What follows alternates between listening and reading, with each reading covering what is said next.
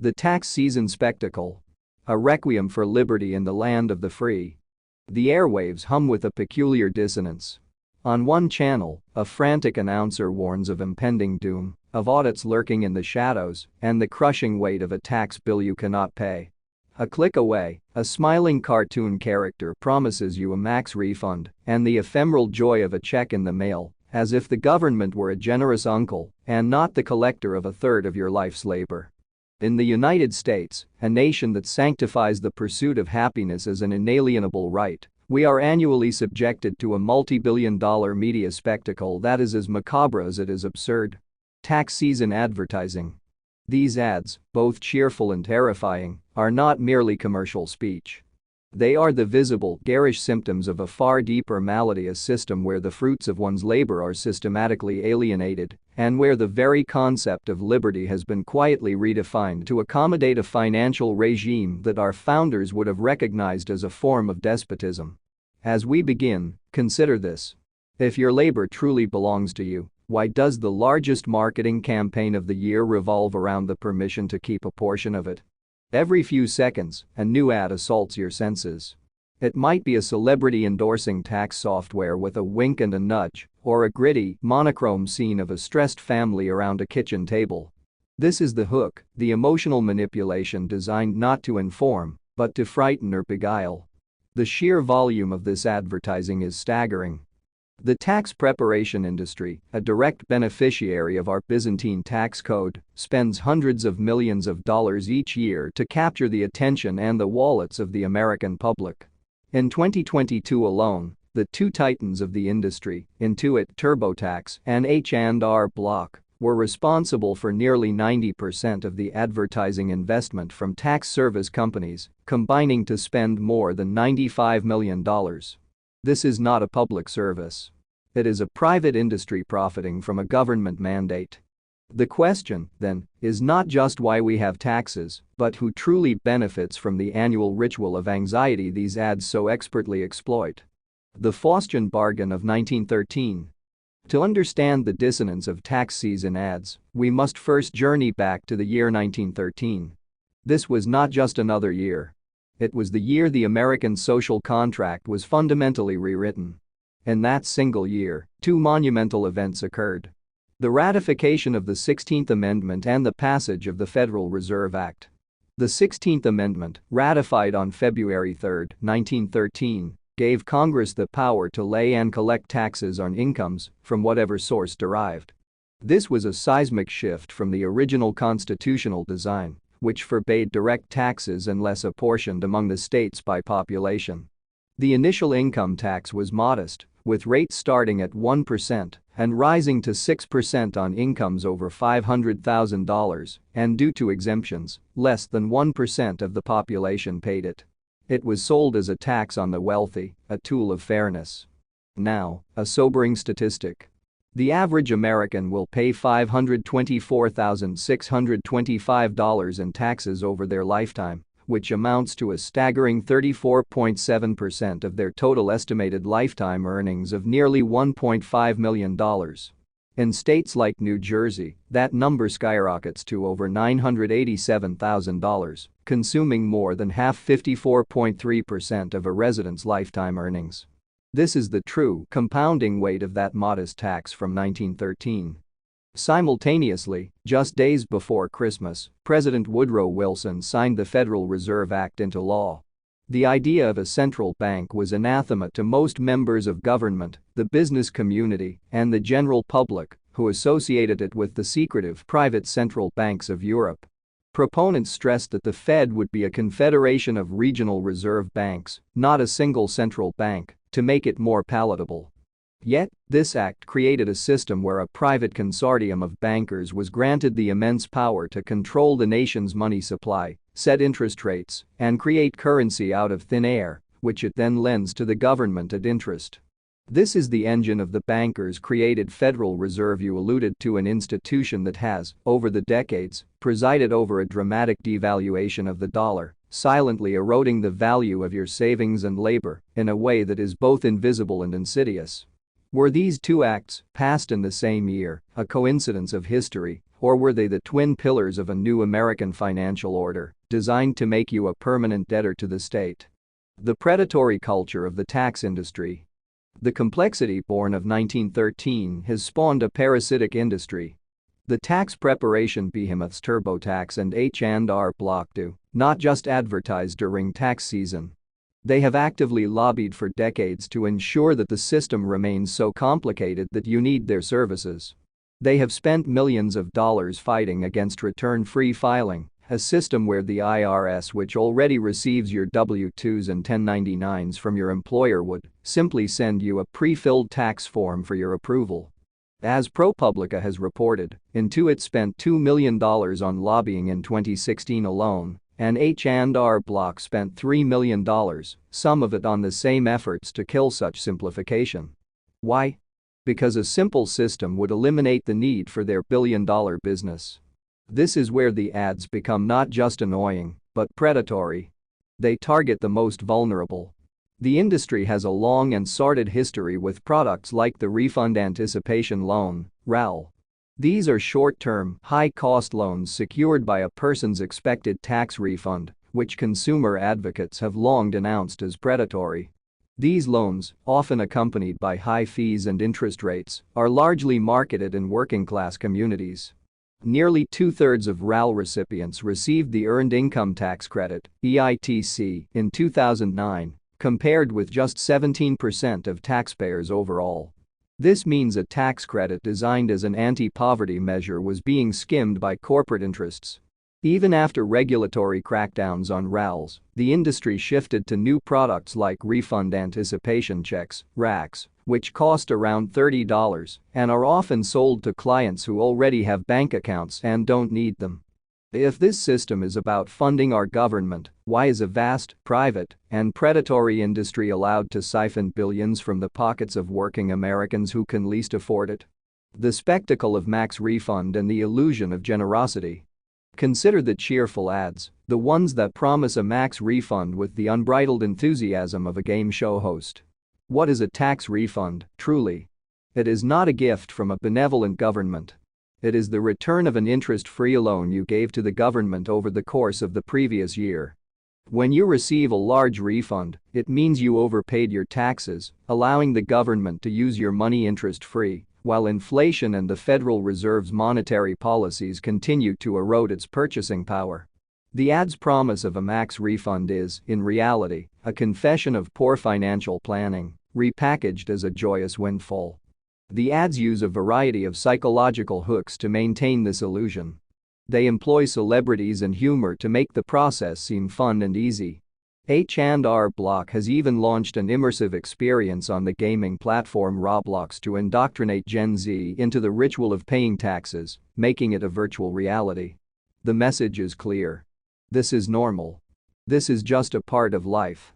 But the reality is far more grim. The Tax Foundation's concept of tax freedom day, the day when the nation as a whole has earned enough to pay its total tax bill for the year, illustrates the true cost. In 2025, that day falls well into the spring, meaning that for the first several months of the year, every single dollar you earn, in aggregate, is destined for the government's coffers. When the advertising around a compulsory payment is indistinguishable from that of a consumer product, have we lost the ability to distinguish between a service and a shakedown? The unseen hand of the Federal Reserve and the erosion of value. We cannot discuss the injustice of the tax burden without confronting its silent partner, the Federal Reserve. While the IRS directly takes a portion of your income, the Fed takes from you indirectly through inflation. Since its creation in 1913, the US dollar has lost over 96% of its purchasing power. The Fed, through its manipulation of interest rates and its creation of new money, quantitative easing, is the primary engine of this inflation. When the government spends more than it collects in taxes, which it does to the tune of a $1.8 trillion deficit in fiscal year 2025, it issues debt in the form of treasury bonds. The Fed, in turn, buys these bonds with money it creates digitally, injecting new currency into the economy and devaluing every existing dollar in your pocket.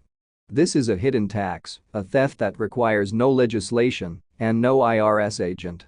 The scarier tax season ads that prey on fear of an audit are a misdirection. They focus your anxiety on the visible, upfront cost of taxation, while the real, long-term plunder of your savings occurs quietly in the background. The system is a perfect, self-perpetuating machine. The government spends, creating deficits. It borrows from the Fed. The Fed prints money to fund the borrowing, causing inflation. As your dollars become worth less, you are pushed into higher nominal tax brackets, even if your real income has not increased, a phenomenon known as bracket creep. You then work longer and harder just to stay in the same place, and the cycle repeats. Which is the greater threat to your liberty? The tax collector at your door, or the central banker who can silently destroy the value of your life's work with a keystroke? The philosophy of liberty versus the reality of servitude. The founding documents of the United States, particularly the Declaration of Independence, enshrine a powerful and radical idea: that all individuals are endowed with unalienable rights, among them life, liberty, and the pursuit of happiness. The purpose of government, in this view, is to secure these rights, not to be an end in itself. Property rights, stemming from the fruits of your labor, were considered a fundamental bulwark against tyranny. John Locke, the philosopher who most influenced the founders, argued that by mixing one's labor with the land or resources of the world, one creates a property right that is natural and pre-political. Yet, today, we find ourselves in a system where the state and its central bank lay claim to over a third of your lifetime earnings. In New Jersey, the state takes more than half. You are, in effect, a minority shareholder in your own life, with the government as the controlling partner. The cheerful and scary tax ads are the propaganda of this inverted relationship. They normalize the idea that the state has a prior and superior claim to your labor. The pursuit of happiness is no longer about the free exercise of your talents and energies. It has been reduced to the pursuit of a tax refund after the state has taken its predetermined share. The very existence of an advertising industry built around a compulsory act is a testament to a system that has lost its moral compass. If you do not have the right to the full fruits of your labor, what exactly is the liberty you are supposedly defending? The digital panopticon, 1099s, and the end of privacy. The tax code's reach extends beyond the monetary. It is a powerful tool for surveillance. The explosion of the gig economy and online commerce has been met with a corresponding explosion in tax reporting requirements. Every platform you use to earn money, from Etsy to Uber, is now required to issue a 1099-K form for transactions that exceed a paltry threshold. This is not merely about collecting taxes. It is about constructing a comprehensive real-time database of the economic activity of every single American. This digital panopticon represents a new frontier in the erosion of liberty. The government, through its partnership with financial institutions and tech platforms, now has an unprecedented window into the private affairs of its citizens. The tax season ads, in their cheerful promotion of seamless and mobile-first filing, are implicitly endorsing this system of total financial transparency. They encourage you to link your bank accounts, your investment accounts, and your payroll data directly to their software, which then funnels this information into the government's vast apparatus. The promise of an easy tax filing experience is a velvet glove on an iron fist of state surveillance. Is the convenience of a digital tax filing worth the surrender of your financial privacy to a system that views your labor as its primary source of revenue? Conclusion. A call to action and food for thought. The tax season advertisements are not an anomaly. They are the logical and necessary marketing campaign of a system that has fundamentally betrayed the promise of American liberty. They are the carnival barkers for a rigged game where the house always wins, taking a third or more of your life's labor, while a private central bank silently devalues what remains. They should not exist in a free society, for they are the cheerful and frightening sounds of your own subjugation. The call to action is clear, but not simple. 1. Educate yourself and others. The first step in breaking any system of control is understanding its mechanics. Read the Constitution. Read the Federal Reserve Act. Understand how money is created. Question everything you have been told about the necessity of the income tax. 2. Demand simplicity. Support legislation like the proposed Tax Filing Simplification Act that would make return-free filing a reality. Tell your representatives that you oppose the lobbying efforts of Intuit and H&R Block, which exist solely to keep the system complex and profitable for them. 3. Challenge the Federal Reserve. Support legislative efforts to audit the Federal Reserve and to return the power to create money to the U.S. Treasury as the Constitution originally intended. Call for an end to the private central banking model. 4. Reclaim your labor. Explore all legal means to keep more of what you earn, from maximizing pre-tax retirement contributions to supporting political candidates who pledge to abolish the income tax in favor of a system based on voluntary consumption or a return to constitutional apportionment. 5. Silence the noise. Recognize tax season ads for what they are: propaganda. Do not let them frame the debate.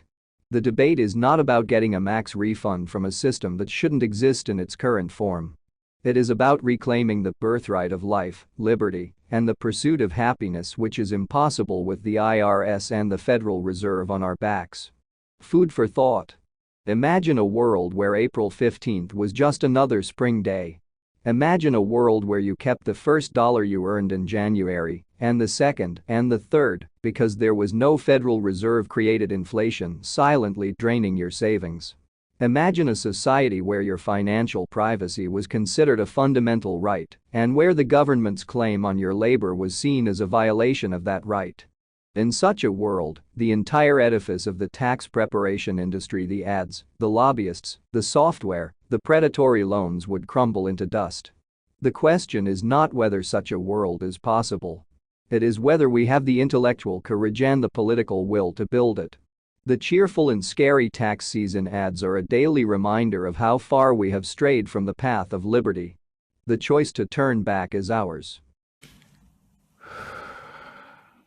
Please tell me what you think and how you feel about this issue. Analyze it, brainstorm it, debate it, and if you like it, please share it. Thank you for watching. I truly and highly appreciate you, and God bless you.